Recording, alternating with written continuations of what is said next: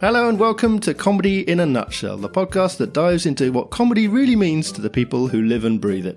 I'm your host, Mark Takano, and each episode I sit down with a comedian to explore their world, from finding their voice, shaping their persona, to the stories and experiences that keep them coming back to the mic, and hear how they'd sum it all up in a nutshell.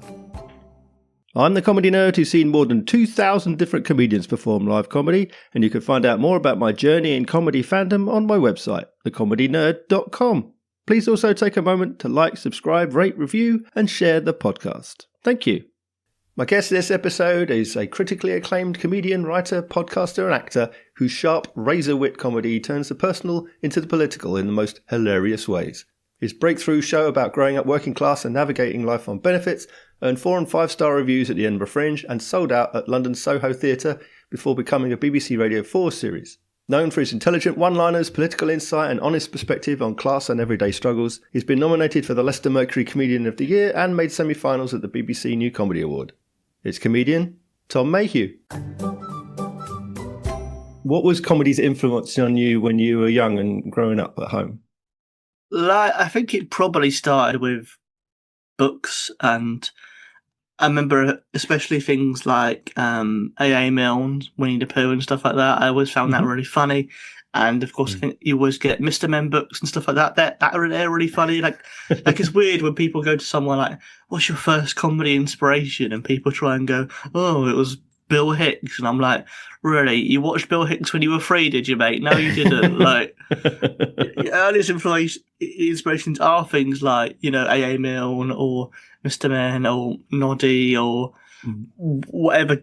Brum, whatever children's TV thing, the Chuckle Brothers, stuff like that are the things that, for me, I think of as early inspirations, because they're the first times you saw someone or you saw something being funny and you kind of fall in love with that and you go, "Oh, I like laughing. Oh, I really like that. We should do more of that in life." So, as time went on, did you see comedy as an option for you? What did you like? Was it a drama school? Was it something that you wanted to do? I never went to drama school. I did drama for GCSE. Yeah. And I got an A. Not showing off. Didn't we all? Oh, did you? Oh, okay. Let's star in a play together, Mark. So we can both say we actually used that bloody qualification. But I liked comedy a lot when I was a teenager. I used to watch loads of things like Mock the Week. I used to go see comedians live when they were local to me. I used to listen to a lot of podcasts by comedians. And so probably when I was like 14 or 13 was when I first thought, "Oh, I want to do this." And then I did my first gig when I was 18. And it's surprisingly easy to get a gig. You just email someone. Well, not just someone. You have to email the right person. Don't email Jimmy Carr and go, "Can I do a 5?" No, do you know what I mean? But if you email the right people and they just go, "Yeah, do you want to do this gig in 2 months?" And you just go, "Oh shit, okay." Do you know what I mean? Like it's kind of crazy. So what was that first gig? It was a heat of the Laughing Horse New Act of the Year competition. Because I was like, I'm a new act, because literally it was my bloody first gig. And can't get any newer than that. And I think I entered it because I was a bit of a comedy nerd. I know that's your copyright phrase, so I have to pay you £1 after this. But I was kind of a comedy nerd who was very obsessed with how comedians had, came up and achieved success. And I'd seen that loads of people who I liked, like Carl Donnelly and Rod Gilbert and Greg Davis and all these sorts of names I really respected and followed. And I'd seen a lot of them had they probably had old comedy CV pages back in the day that mentioned they'd either won or been in the final of the Laughing Horse competition. So I was like, oh, they must have just entered that, and that's how they started. So in my head I thought that must be how simple it is. It literally must be. They did those competitions, won them, and then suddenly they're on Russell Howard's Good News. Like, if only the industry was that simple. But there's that naivety. So how did it go? It went all right, Like, I think I was very awkward. What, you, Tom? Yeah, I know. And sort of nervy. But interestingly, like, because I was so nervous, I kept chatting to someone in the front row, and I sort of said to him, "Oh, I really like your blue hair." And halfway through, I was like, "Oh, is it going all right?" And that was sort of a bit funny, and it was that interesting thing. Whereas I know lots of comedians are very scared of talking to the audience, and some of them go, "Oh, I never do it," but I was so nervous that I spoke to the audience, and I think I've never really, because of that, I've never really had a problem speaking to an audience since, just because. I got it over very early, and if anything, it helped the set. So I've always just been like, of course, you chat to the audience that they're why it's a gig. I don't understand some people when they're quite new go, "Oh, I'm really scared." But no, literally, the whole point of it being a live gig is there's an audience. Use them, chat to them, at least acknowledge them. Otherwise, it may as well be a monologue. Yeah. But that nervousness, that anxiety, that didn't hang around long enough or hard enough to stop you wanting to go on and do more. No, it didn't. Well, I think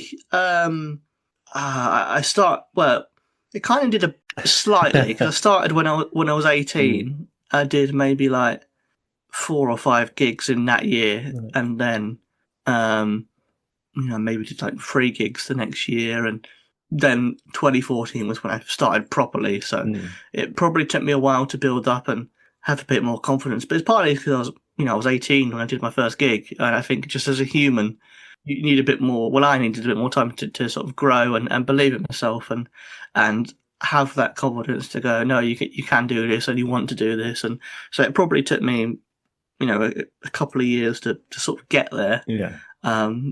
But eventually I was just like, no, I need to do this. I think because I'd been to Edinburgh in 2012, 2013, 2014, and I'd seen enough comedy to know it doesn't have to be one type of thing. Do you know what I mean? Yeah. I think for a while in 2012 and 2013, I'd be a bit like, oh, maybe, I shouldn't do more comedy because it needs to be so slick or so polished. But then you go to Edinburgh and you go, oh no, it can be a bit haphazard. It can be a bit all over the place, and that's fine. So yeah. So what about when you were starting out, those first 5 gigs, 3 gigs, did you know the sort of comedian that you wanted to be, the things you wanted to talk about, or was that you just finding things funny at the point? I mean, it was very self-deprecating and very, but also it was honest. It kind of reflected who I was at the time. And that was an 18-year-old who hated himself. There's loads of jokes about being a virgin or about being single or stuff like that. And so I feel in an essence, it's, I'm less self-deprecating now, but it still was very honest and very self-reflective, which is kind of still what I do now. It still is, so I've always had that sort of core, but just now it's a bit more confident, a bit less attacking myself, and a bit more attacking the world around me, kind of thing. Well, did you have expectations going in? Were there things that you thought, oh, this is what the comedy scene is, this is what being a comedian means? And what surprised you? I always, and I think a lot of comedians will relate, you expect the green room to be a much more chaotic place. It can be a bit people stressing about their material, but mainly it's people sat down drinking a glass of water. Do you know what I mean? There's no drugs, really. There's no people necking back alcohol. It's mainly people just having a very calm chat before they go on and do the 20-minute set. So I think that surprised me a bit, like how chilled a lot of people are, I think, especially before they go on. Most people are just like chatting about their pet dog, and they go and do a set, and then they come off and want to chat about their dog again or whatever. What about then the style of you as a comedian, the person that you are on stage? How much of that is you and how much is the character of you? You said earlier about, this sort of nervous person, this disposition. How much is that 100% you that you're putting on stage, or are you more capable to talk about things because you are outside of yourself when you're on stage? I'd say the me on stage is probably me, but a slightly more confident version of me, which is always an interesting thing to contemplate, because I always feel like when I started stand-up, my confidence was kind of there. Like, my confidence in myself was there, but my confidence in my writing was maybe there. And that's kind of why I could do stand-up, because it wasn't confidence in myself, it was confidence in my writing. Whereas now I think I am more confident, and my confidence on stage is far more confident than it would be. But I still think, compared to most comedians, it's still quite a quiet, kind of contemplative, reserved act that is always going to be probably who I am, because that's I think you can't lie about your own energy. I think on stage or in life, like I wouldn't want to pretend to be something I'm not. And I do feel like there should be a place for people like that. I don't want to feel like everyone has to fit this cookie cutter. No, you have to be loud and boisterous and over the top. I'm like, it's not me. Yeah.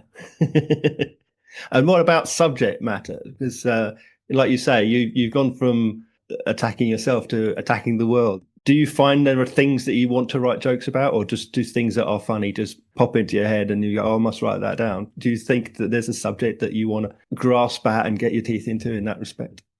It has to be stuff I'm passionate about and stuff I care about. I can't write a 5-minute routine about brushing my teeth. I just don't. I don't care enough about brushing my teeth, which my dentist would agree with and go, yes, sort your life out. But it has to be stuff I care about. Like even when I started, my first set was about being a virgin and being sort of lonely, but also being like, part of that set was me being like, some jokes for being a virgin, but then jokes about, but I'm all right about that. I shouldn't be judged by that, because I did material about how relationships were weird or something like that. And I feel like even that came from a place of, right, well, that's what I am, but also I don't feel like people should be ashamed for that or embarrassed by that. So even then, like, there was the sort of the element of it wanting to be something that I care about and what I want to represent, and something that is important to me. Like, I don't really. I think there's some shows in the past where I've tried to write stuff that's a bit more accessible, and in my head almost maybe gone, oh, that's what you're supposed to do, blah blah blah. But they've never been my best shows, because it's probably always been me quite consciously trying to go, oh, I need to do this thing that shows the industry I can do other stuff, and then the industry just go, yeah, but it's not as good. And I just go, fine. Fine, fair. Well, you mentioned Edinburgh, so tell me about your Fringe experience, and obviously those early visits when you sort of went up 2012, 2013, but also the shows and how they've progressed and how your relationship with the festival has changed. Yeah, first went up in 2012, and it was incredible. It was the first time I'd been, and it's kind of overwhelming, but absolutely brilliant. And there's just so many shows everywhere, and it's so exciting. I think for anyone who loves comedy, it's the best place to be in the world. Like, even though all the problems, all the money, and all the PR and all the sort of industry stuff is it's not ideal. But it is still, in terms of the art and the art form, I think it's the best place to be. And yeah, my first experience of performing there was I think 2014 I did some guest spots in some people's shows. 2015 I went up for about a week and played the role of President Abonjo's white butler. Which was a very loosely defined character. It was just me doing my 5 or 10 minute set and bringing him on. And then 2016 did a 2-hander with Adele Cliff in a tent that kept flooding. That was good fun. At 10 p.m. in the Three Sisters with all the nosebleed and drunk people literally falling into your venue. Yeah. Absolutely perfect. Then 2017, I did my debut. That went really badly. I lost money. I didn't have great numbers in terms of audiences. And that failure kind of set me on my way to talking more about inequality and stuff like that, because I just felt it so rawly, and I was like, right, well, my next show is going to be about the fact that I can't compete with these rich kids and their posters and PR, and then that's the show that did really well. So it shows that sometimes you fail and it leads to something being a success. So that's Tom Mayhew. Like you say, it went really well. You did it at the Soho Theatre, and then you went on to do a radio show off the back of it as well.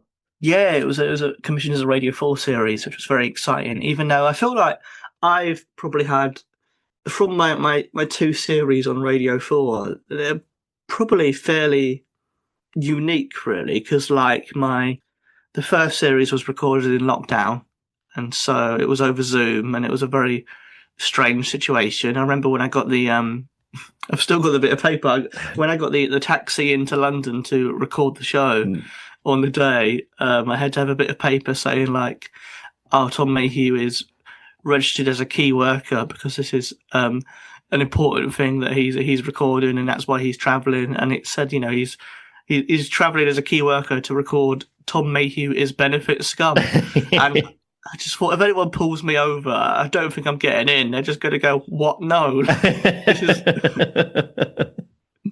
And then the second series was recorded live, but it was also because that was the year after, so it would have been still there was lockdown stuff, and still it was like coming out of all those things. So I think 90% of that material hadn't been properly tested live before it was recorded, which was a very unique thing. I kind of recorded it for the Radio 4 show, and then it was part of the Edinburgh show after that.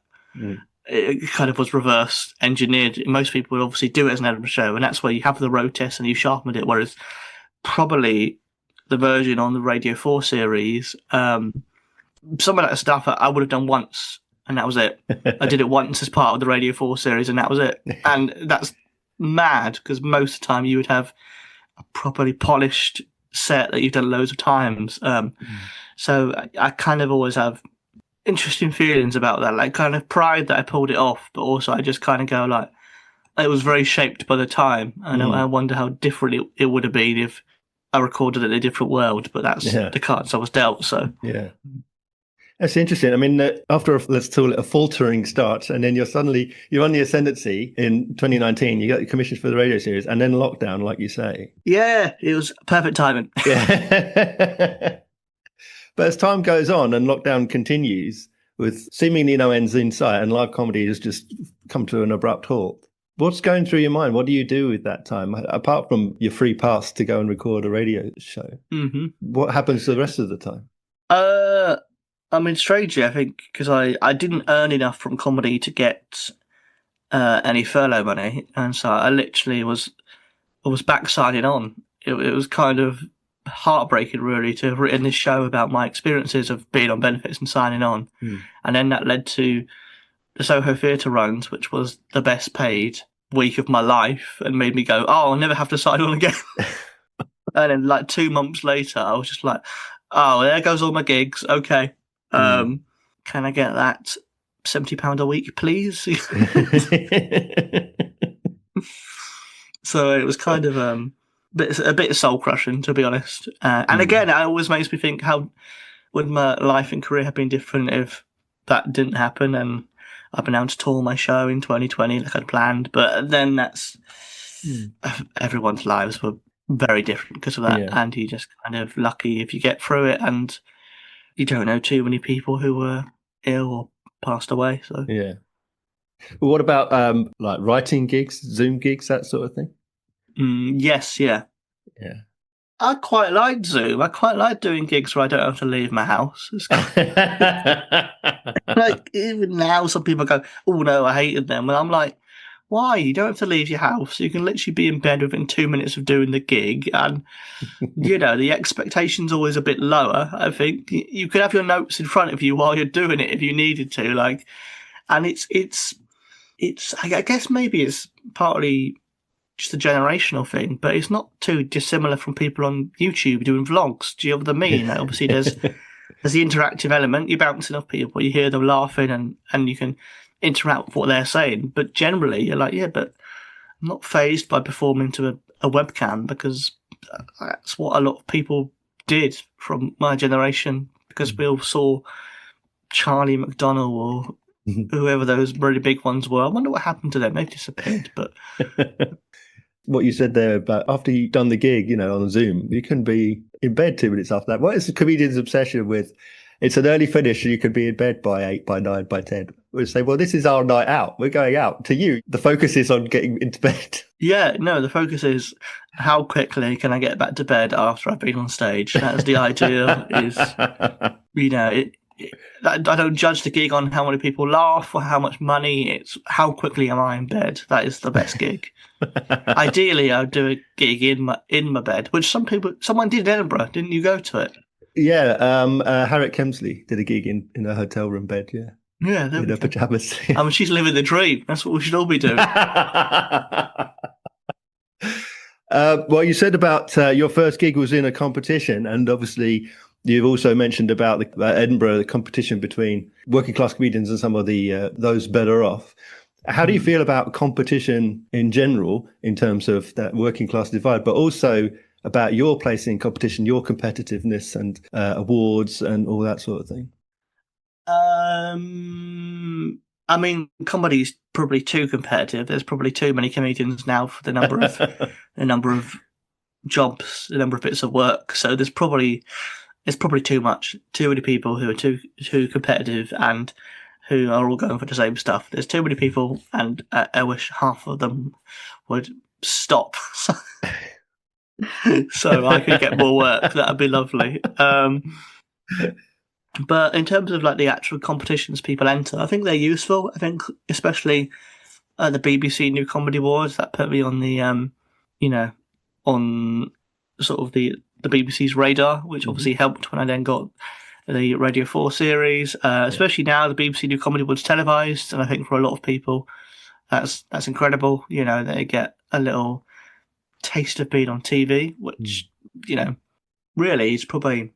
There's probably more comedians who get TV work through that competition than any other show on TV right now. So I think that's very important. Even though I've always thought it was a shame there's not more stand-up on telly, because we literally have Live at the Apollo, BBC New Comedy Award, and then the rest of it is Michael McIntyre posting something where he does a bit of stand-up, or those kind of variety shows. And it's a bit of a shame there's no middle ground for stand-ups. Yeah.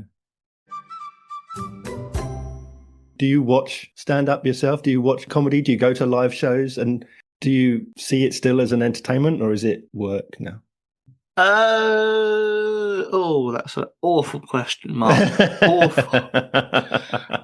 I do still watch a lot of it, and I do still enjoy watching shows. Like, I think I get far more joy now from watching an hour-long show than a short set. There's something about when someone's crafted something and put it all together that I think is more appealing to me than someone doing a 5-minute set. But I still do watch a lot of stand-up, and still, I don't go to see as much as an audience member just because I've seen enough as a comedian. So I always think it's a weird thing where people go, "Do you still pay to watch it?" And I go, "But I already see a lot of it. I don't." I'll go see a friend's show if it's at Soho or something like that, or if they're doing a preview or something like that. Or in Edinburgh, I'll see lots of shows by different people. But generally, I don't go out to see as much as I used to, just because I see a lot when I'm on a bill with people. So, but I still enjoy it. I still enjoy watching it and seeing what people do. I still love it, and consider myself still a massive fan of comedy. Yeah.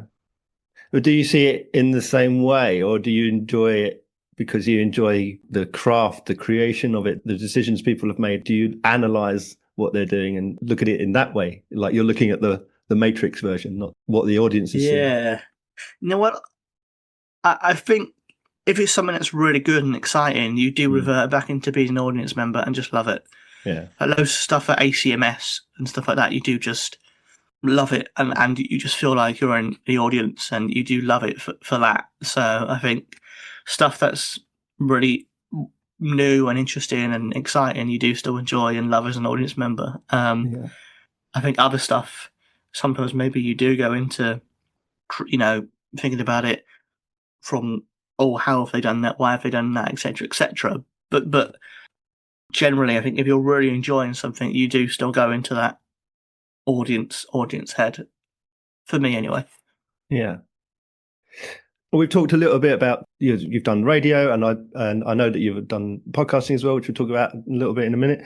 But do you set yourself like those kind of objectives, things that you want to achieve? Do you have like targets that you aspire towards, places to go, the people to work with, venues to play, that sort of thing? Yeah, maybe not as much anymore because I think the reality is there's only so many things you can actually manifest by going, I want to do that. Like we can all go, I'd love to be on Mock of the Week, but then you're like, but how do you do that? And you can't just want to do it. You need to probably be with the right agents who know the people who are booking the acts, or you need to be Russell Howard or Frankie Ball or people who they're all bringing back for the new version, which is really cool. Even though as a comedian you do kind of go, oh, I'm never going to get a chance. Competing with bloody Russell Howard now, great! Like Jesus, of course they're not going to book me if they've got Russell Howard and all these other people coming back. So, but I think you do. I set myself. You kind of have those big dream goals of things you'd want to do that are always going to be there on the little comedy bucket list. So that'll be things like a Radio 4 series or like doing Live at the Apollo or doing a tour or playing a certain venue or something. But generally, my goals are self-motivating. They're things like I want to make sure I've finished a script or I have made this podcast or I have, written 50% of a show or whatever it is. They're more things I can control because you can't really just go, oh, I want to be on Live at the Apollo and then it happens because I've been doing stand-up too long, Mark. I know that you can't just wish for things and they happen, sadly. Yeah. Well, what about this year? What have you got coming up? What are the things that you need, the scripts that need to be finished, the shows that need to be performed? What does your year look like? I am writing a new script. That's very early. I've only got the title page.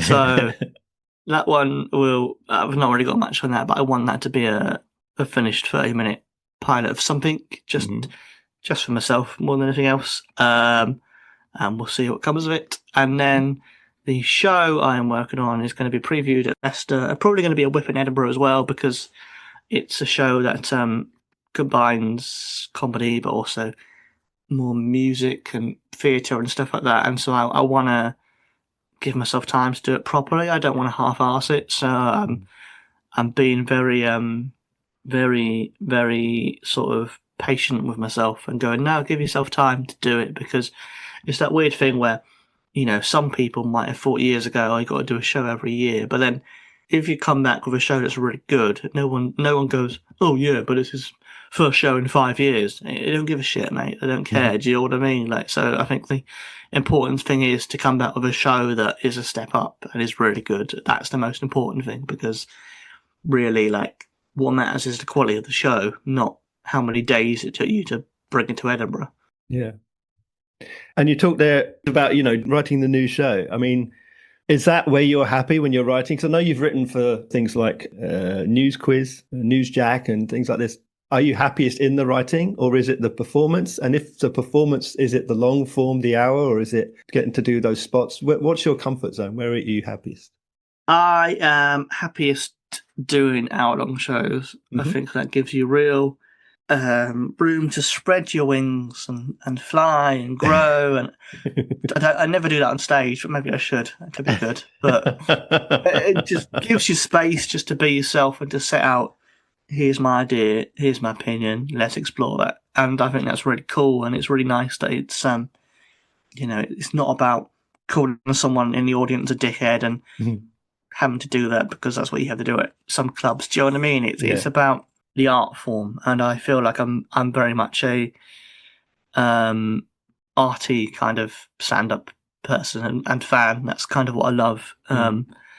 You know, I'm not someone who is desperate to smash every single club gig and be that kind of comic. I'd much rather do my own shows, even if I was earning, well, I do earn half the money that they do. Do you know what I mean? But I'd much rather do my own shows and enjoy that that experience of it being your own thing you've created. I think that's what's lovely, and I really enjoy the process of working on new shows. Like when, as much as it is lovely to perform a show when it's polished and really you've got it to a great stage, I think when you're getting it there, that's probably the most exciting bit of stand-up for me, is when you try a new bit and you go, oh shit, I've got 20 minutes of this show now, and I can find out which route it's taken and which paths it's going on. That's the bit I think really is exciting. Yeah. When you're doing that writing and you're working that process of trying out jokes, do you have things that you keep in, even if they don't necessarily play well, because they work for you and you just think it's something is really particularly funny? Do you sort of hide it inside the set? And because you've got to keep yourself entertained. Yeah, there's definitely jokes in some shows where you do it 25 times and it would only get a proper big laugh 5 times, but you go, I like it for me. You know, and so I've kept it in there because it's so stupid, and I want that joke to be seeing that I don't care what people think. I like the joke, and I'm going to keep it in there. So I think sometimes you do that, yeah. And I think, you know, there's a place for jokes like that. There's a place for really obscure, weird stuff that not everyone gets, because that's the joy of it, is that it's not written by a robot where it always to be perfect. There's things that are a bit off the wall. Yeah. And in going back to not having to leave your house necessarily, the quietude of a room or of a small studio or something like this. Let's talk about podcasting, because I know that you've spent this Edinburgh Just Gone doing 101 Rules for a Better World by Comedians with Leslie Gold. But also you've got your Snooker Loopy podcast. I mean, what is podcasting to you? What is the difference there from doing live stand-up? I love podcasts because they are just, you do what you want, you say what you want, and no one's going to tell you can't do something or you shouldn't do something or you're not allowed to do something. And it is really nice. It's your own little project and you can do whatever you like with it and take it wherever you want and talk about any topic you like. We can talk now. Like, do you remember recently, Mark, when you came to see 101 Rules, and after that, you were singing karaoke, you and Tom Tuck. It was beautiful. There's no evidence of that. Well, there is in my head. Mark sang the music of the night from Phantom of the Opera, and it was beautiful. He's got a lovely voice on him. I'm going to cut that, you know that, right? No, you're not allowed to edit anything. It has to stay in. Well, you're very kind. It was really good. There were only about 8 people there, and I was very drunk. There were 8 people there, and you know what? 10 people loved it. So that's how good it was. Anyway, moving on. What about snooker? Why is snooker exciting of all things? Because it's people potting balls, and it's quite boring men who end up becoming kind of celebrities, and I find that fascinating because they're just weird men who just spend a lot of time in dark clubs potting balls, and then suddenly they earn a lot of money and they're celebrities, and I just like it. I just think they're very strange characters in snooker, and not in a trying to be interesting or trying to be strange. They're just blokes, do you know what I mean? And I think I like the fact it's just sort of normal people who've perfected a skill and have put hours in to do it and have spent all this time doing it, and then they're really good at it. And I like the fact it's a sport where it's very it's quite calming and relaxing to watch. Yeah, you can just watch it and zone out a bit, and then it's really exciting sometimes, and it's just and it's one of those where everyone thinks it's really easy, and then you try it and go, no, actually, yeah. They know what they're doing with that stick. They know how to pot a ball. Yes. Another fringe experience of mine, playing pool. at the Assembly Studios, and Ashley Hayden beating all comers. It's very annoying when he beat everyone. I was the closest to beating him, and I was so annoyed I didn't get him. I was like, oh. Anyway, do you think that you've learned one important lesson so far in all these years that sort of informs your philosophy, if you like, going forward? That one thing that you would teach your younger self, your up and coming self, this is the thing that you need to remember? I'd maybe teach myself. Yeah, what would the lesson be? Maybe like, I mean, I think it's a big lesson generally in life is that persistence is key, and that's the most important thing. And you know, there's something to be said for sticking in there and just doing stuff and keeping going because I think that's really what matters in any art form is that you always try and improve and always try and work on yourself on your own craft. And there's no easy step to fame and fortune, but it's about putting yourself out there. It's about singing Phantom of the Opera at karaoke. Yeah, that's what I would say. I'd say it's all about Phantom of the Opera and singing Music of the Night to a rapturous applause from the 10 people. But we said about keeping things in and keeping yourself entertained. What about, how do you keep yourself motivated? Are the people you see working now, your friends and your peers performing, and do they reinvigorate you, re-inspire you, or how do you motivate yourself? How do you push yourself forward?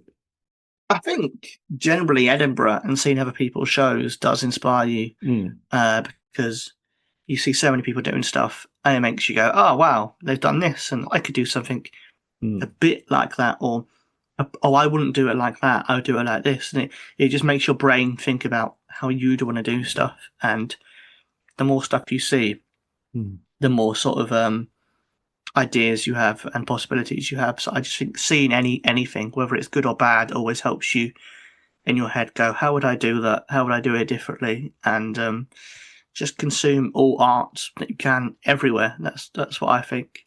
Yeah. I think it's Roman Harris said that nothing inspires you to do comedy like watching bad comedians. Yeah.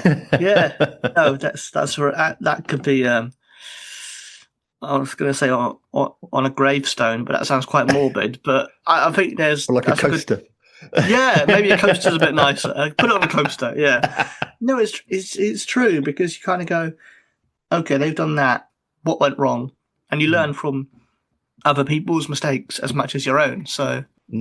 Yeah, I think that's true. Yeah. We had Jordan Gray was on the podcast recently, and she has made a point in print previously and on the podcast that you specifically were the person that got her first stand-up gig. So we've talked about competition, but it's not all about competition. Sometimes it's about other people.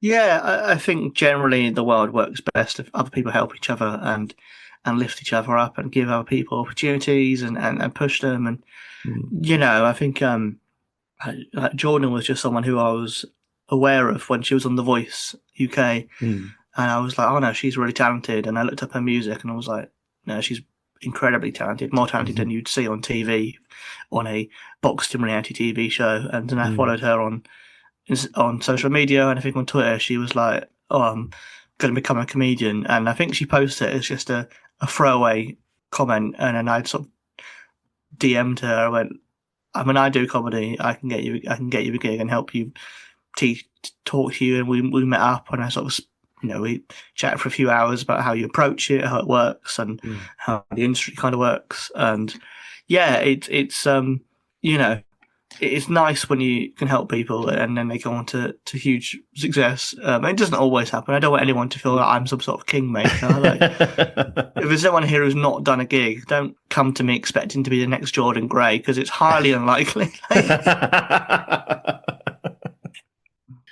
So what, in your experience so far, have been the worst and the best things that have happened to you through comedy? I mean, the best thing will be the people I've met, and the either the friends or people who've gone on to be partners, or people who have gone on to be really good colleagues and stuff like that. Like I've met loads of different people who kind of shape your life a bit, and you learn about their experiences, and you kind of feel less alone in the world, and that's really lovely because there's so many types of people who I otherwise would probably not have met if I just worked in the supermarket. So I think the best thing is meeting people and sharing thoughts and ideas and dreams and all that stuff. The worst thing, and just how capitalist it all is. Just how capitalist it all is. You kind of feel like, oh, it's a supposedly very lefty art form, but then the industry isn't. The industry is very the opposite of lefty. It's not a socialist utopia, which is always going to happen when an art form becomes massive. It happened to football, it happened to music, so it is kind of inevitable. But yeah, it's just a bit of a shame there aren't more initiatives that are in line with what you'd hope comedy would stand for. But then that's why I'm part of stuff like Best in Class, because we want to try and readdress that and make it more fair and open, and just more what art should be, which should be like a counterculture and stuff that challenges the status quo and things like that. Yeah. And although you said earlier, half jokingly perhaps, that there are too many comedians, if there are new and aspiring comedians here who are looking at the weight of the industry and just how much it is weighted in favor of people who are better off financially, what do you say to them? Is there opportunity? Is there still those sort of ways in your estimation, going forward? Yeah, there are. I mean, I would always be honest with people and say there's probably less ways in for people, unless you've got something very unique and interesting about you. There's you need to have certain a certain different approach, maybe, or a unique sort of story or something like that can help you get your way in. If you're the first person to do that, then people will go, oh my God, we've never seen someone like that. So yeah, there's always our ways in. There's probably, but it is harder for people from lower income backgrounds, but then we're all used to that because everything's harder. So, it's a thing where if you have the drive and the persistence, you can get somewhere. It might not be where you were aiming to get when you started or when you first fell in love with an art form, but if you start something and do 1,000 gigs, you'll get somewhere. That's the thing with comedy. It's not, the industry side isn't necessarily a meritocracy, but the process of making art and building a talent is a meritocracy, because how good you are does depend on how hard you work. So, Tom, how can people find out all about you and where they can come and see you performing? Oh, why do they want to do that? I am going to be performing everywhere, Mark. Everywhere in the world. No, I'm not everywhere. I have a website, which is just tommayhew.co.uk. Instagram is @TomMayhewComedy. Facebook, I think, is also Tom Mayhew Comedy. I have a Twitter that I don't use because it was ruined by a naughty man and his naughty friends. They ruined it, so I don't use it. So follow me on Instagram or Facebook, or check my website. Doing everywhere, doing as many gigs as I can. So yeah, if you're anywhere in the UK, there'll be a gig relatively near you. I mean, relatively could be 500 miles, but there'll be a gig somewhere where you can see me. I'll no doubt be at Edinburgh. Probably following Mark to a karaoke where he'll be singing the music of the night once more, and we can all go. Podcast trip. Oh, that'd be beautiful. Let's do that. Yeah, let's not do that. Oh, okay. Well, maybe. August is a long way away, so if you want that to happen, comment or message Mark. Get me drunk. Yeah, well, that's the easiest way. So obviously I have to ask my final question, the same questions I always ask all of my guests. Tom, how would you sum up comedy in a nutshell?